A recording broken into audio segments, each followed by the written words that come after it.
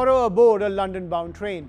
On Saturday evening, a routine journey turned into a nightmare when multiple passengers were brutally stabbed. The scene, bloodied carriages and terrified commuters. At approximately 7:39 p.m. on Saturday, the 6:25 p.m. service from London North Eastern Railway travelling from Doncaster towards London King's Cross had just left Peterborough when chaos erupted.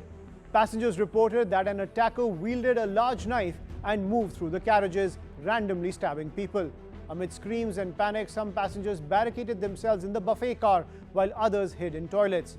And then people started shouting from our coach, "Oh, he's got a knife." He was just a black bearded guy wearing all black and a hoodie. On the way there, we saw people covered in blood as well. It was horrific. It was really horrific. Everyone's running.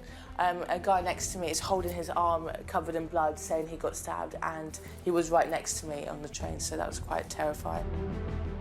Police were called at 7:42 p.m. to reports of multiple stabbings on board the train. In a decisive move, the driver diverted the train and brought it to an emergency stop at the Huntingdon station.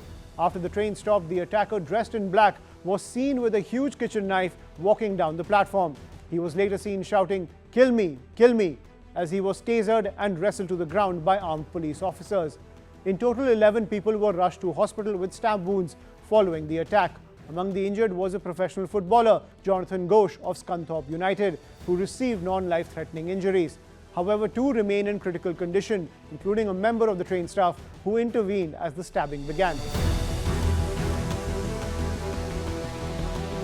The driver and the rail staff have been widely praised for their composure under fire. Officials praised the train driver, identified as Andrew Johnson, a former Chief Petty Officer in the Royal Navy, for contacting the control room to get the train diverted from the fast track to the slow track when the alarm was raised. Johnson served in the Royal Navy for 17 years before he became a train driver and was even deployed to Iraq in 2003 during the Second Gulf War. On Monday, prosecutors charged 32-year-old Anthony Williams with 11 counts of attempted murder.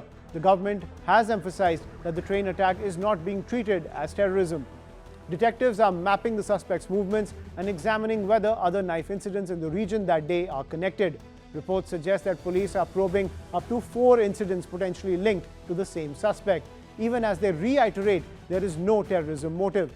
10 people were taken to hospital by ambulance, and another person self-presented later that evening.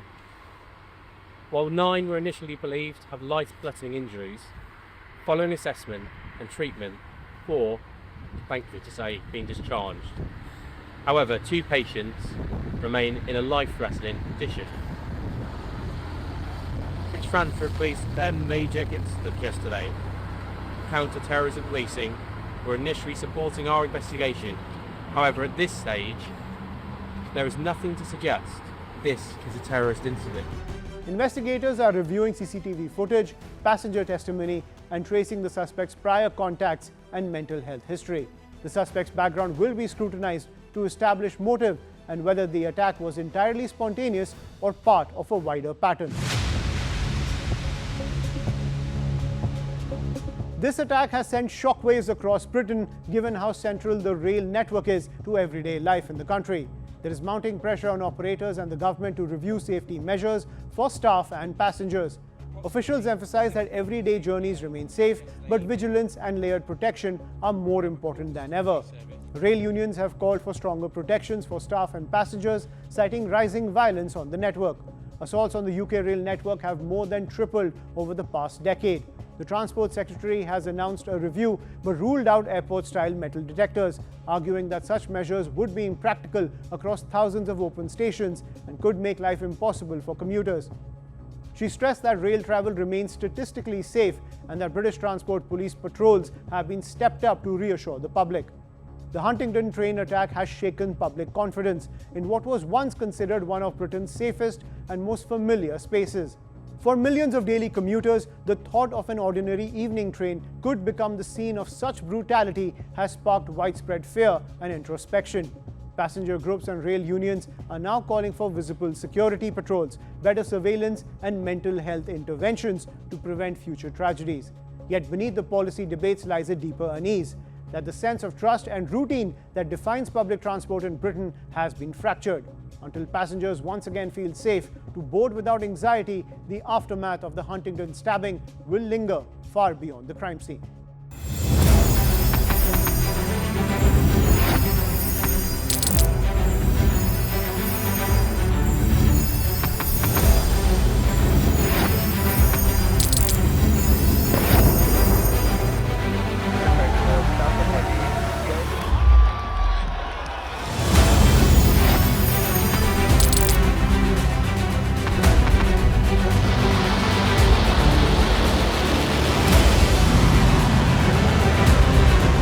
Been fighting so long and so hard that they don't know what the they're doing.